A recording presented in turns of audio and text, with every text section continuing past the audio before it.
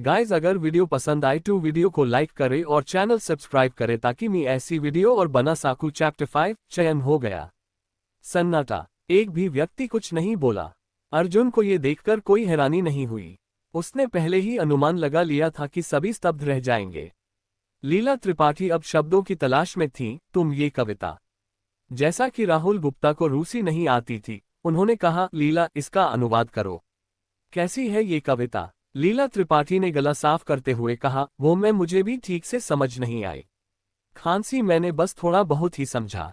क्या आप जो रूसी पढ़ चुकी हैं वो भी नहीं समझ पाई? कई इंटरव्यूअर तो अपनी कुर्सियों से गिरते गिरते बचे। प्रोज कविताएं ऐसी ही होती हैं। रूसी भाषा थोड़ी कठिन भी है। और ऊपर से छोटू अर्जुन ने बहुत तेजी से पढ़ा। लीला त्रिपाठी ने बहाना बनाया।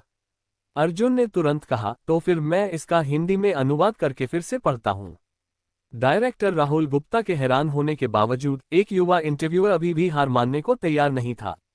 वह अपने वरिष्ठ के लिए सम्मान बचाना चाहता था। उसका मानना था कि हिंदी भाषा में शब्दों की गहराई और विविधता होती है, इसलिए किसी की प्रतिभा की असली परीक्षा हिंदी में ही हो सकती है। रूसी नहीं आती, कोई बात नहीं। अब अगर हिंदी अनुवाद में एक भी शब्द गलत हुआ तो मैं उसे फेल कर दूंगा।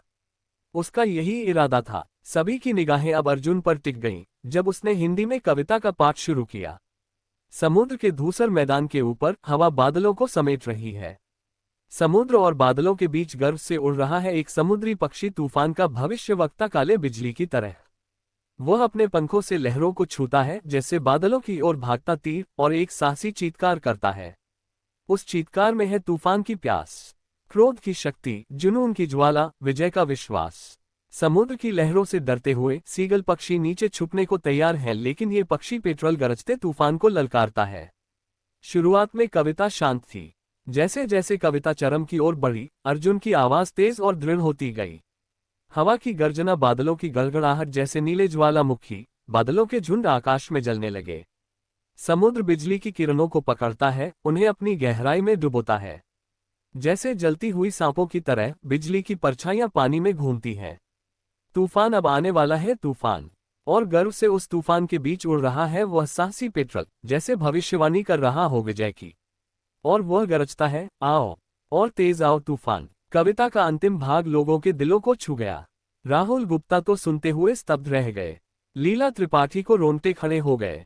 जो युवा इंटरव्यूअर अर्जुन में गलती खोजने आया था, अब तो सांस लेने की भी हिम्मत नहीं कर पा रहा था। पूर्ण सन्नाटा। जब अर्जुन ने देखा कि सभी चुप हैं, वह शांत हो गया। अब उसे कोई गुस्सा नहीं था, कोई डर नहीं था। ये समाज हमेशा चेहरे देखकर फैसला करता है, लेकिन आज उसने अपने शब्दों से सबका मन बदल दिया। शिक्षकों, मैंने दूसरे प्रश्न का उत्तर दे दिया है, अर्जुन ने शांत भाव से कहा। ठीक है। लीला त्रिपाठी अब धरती पर लौटी। उनकी सोच अभी तक उस कविता के तूफान में ही उड़ रही थी। राहुल गुप्ता ने धीमी आवाज में पूछा, इस कविता का नाम क्या है? अर्जुन ने जवाब दिया, इसका नाम है तूफानी पक्षी का गीत, the song of the stormy petrol. रूसी में इसका अर्थ होता है तूफान का भविष्यवक्ता। क्या शानदार कविता है। राहुल बोले, एक गर्वित निडर पक्षी, क्या ये कविता खुद तुम्हारे लिए लिखी गई है? आज तुमने हम सभी को सिखा दिया कि कविता की ताकत क्या होती है। मैं इस तारीफ के लायक नहीं, अर्जुन ने विनम्रता से कहा। अब सभी की नजरें अर्जुन पर बदल गईं। पहले जहां उन्हें संदेह था, अब वे उसकी प्रतिभा के कायल हो चुके थे। लीला त्रिपाठी ने जो प्रश्न देकर उसे फंसाना चाहा था, वह खुद उस उत्तर की गहराई में डूब चुकी थी। ये लड़का किस पत्थर से निकलकर आया है? लीला त्रिपाठी का चेहरा अब पढ़ पाना मुश्किल था। उन्होंने कहा, बस इतना ही, आप अब जा सकते हैं। परिणाम का इंतजार कीजिए। अर्जुन को भी स्पष्ट नहीं था कि चयन हुआ या नहीं। उसने सिर झुकाकर कहा, धन्यवाद शिक्षकों। जैसे ही वह बाहर गया, राहुल गुप्ता ने जोर से मेज पर हाथ मारा। ये लड़का तो मुझे चाहिए, साहित्य चैनल में ही आएगा। लीला त्रिपाठी नाराज हो गई। राहुल, तुम तो कह रहे थे कि तुम्हें छोटा सुरेश चाहिए।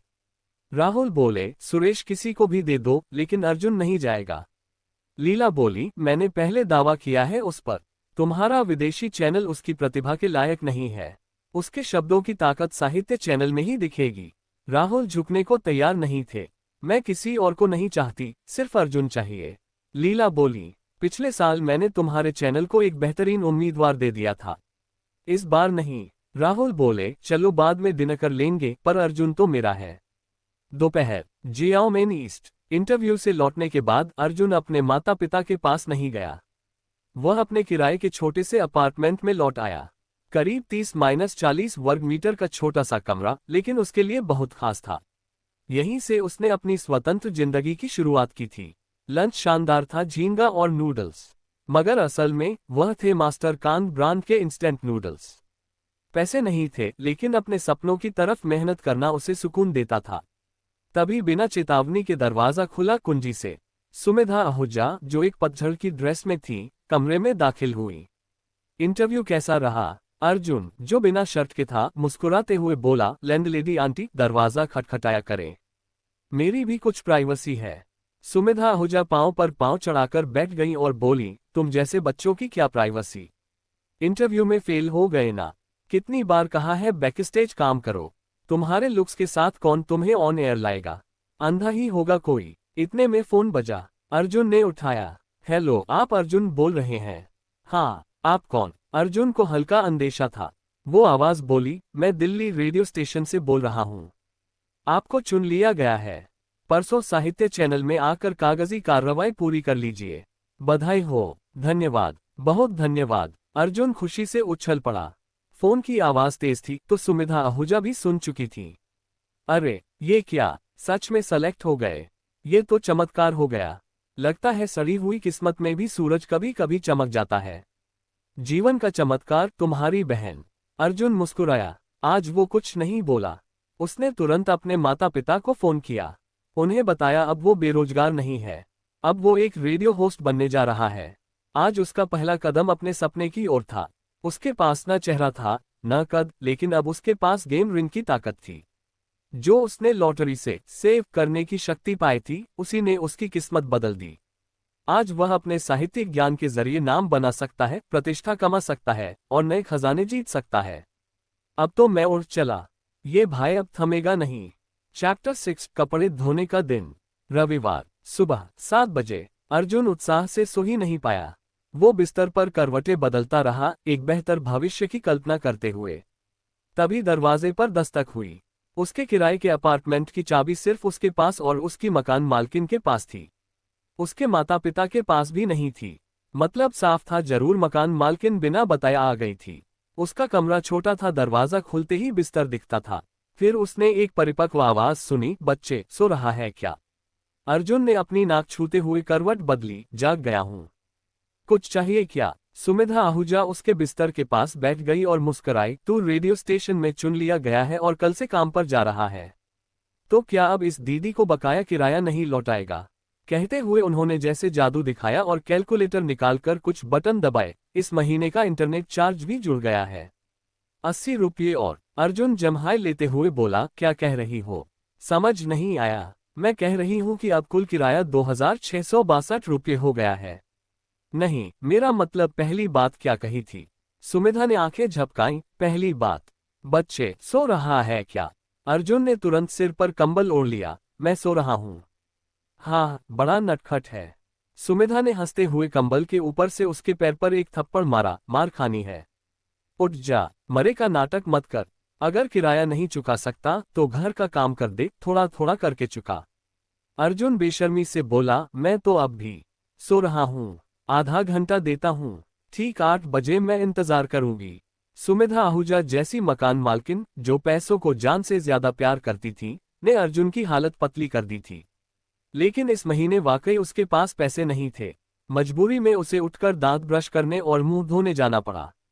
अब उसे ये भी देखना था कि गेम रिंग का क्या हाल है। यही उसका सबसे बड़ा सहारा था एक सुपरस्टार बनने की राह में।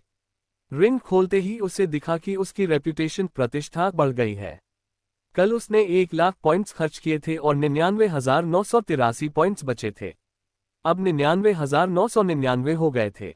ये जरूर इंटरव्यू के कारण हुआ होगा।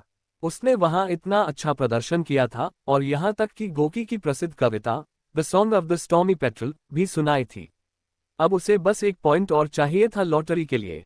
फिर उसे याद आया कि उसे मकान मालकिन के घर कुछ घरेलू काम करने हैं। शायद इससे भी 1 पॉइंट मिल जाए। तभी बाहर से आवाज आई, अर्जुन। वक्त हो गया था 8 बजे।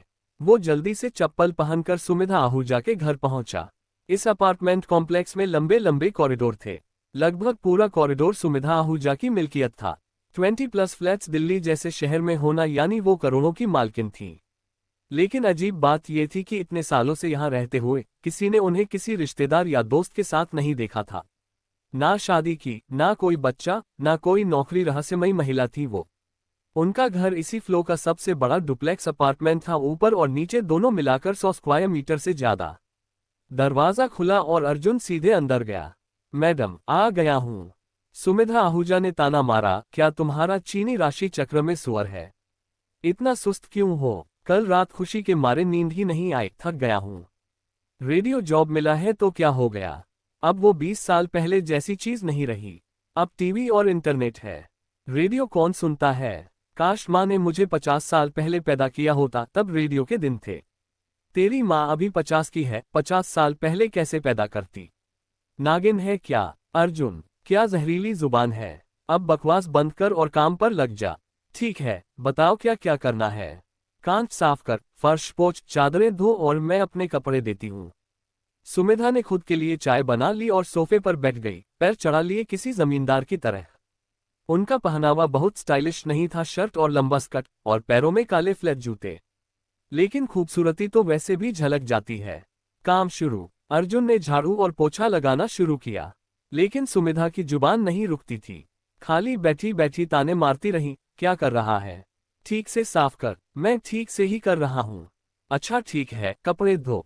बाथरूम में जाकर अर्जुन ने मशीन में धोने लायक कपड़े डाल दिए। बाकी रंग छोड़ने वाले या नाजुक कपड़ों को हाथ से धोना पड़ा। सुबह भर लगा रहा, एक पल को भी आराम नहीं किया। उधार में जी रहे हो तो अधिकार भी कम हो जाते हैं। दोपहर, काम खत्म हुआ। पीठ में भयंकर दर्द हो रहा था। धो लिए कपड़े। सुमिधा ने बालकनी में सूखते कपड़ों पर नजर डाली और पहली बार मुस्कुराकर बोली, ठीक है, चलो अच्छा किया। दोपहर का खाना यहीं खा ले। उन्होंने Shanhai Jing classic of mountains and seas किताब रखी और रसोई में चली गईं। ये किताब भी गेम द्वारा बदली हुई लगती थी, कुछ चीजें बदली थी, कुछ नहीं। अर्जुन को धीरे धीरे सब सीखना था। अर्जुन बेहद खुश था। इतने दिनों से बस इंस्टेंट नूडल्स खा रहा था। आज गर्मा गर्म खाना मिलेगा। बैठकर उसने रिंग की स्क्रीन फिर से खोली। रेप्यूटेशन अब 100,000 हो गई थी। ये एक पॉइंट शायद सुमिधा आहूजा से मिला। लगता है उसका अंदाजा सही था। गेम रिंग के मुताबिक रेप्यूटेशन बढ़ती है जब कोई तुम्हारे काम से प्रभावित हो, तुम पर भरोसा करे या तुम्हें पसंद करे।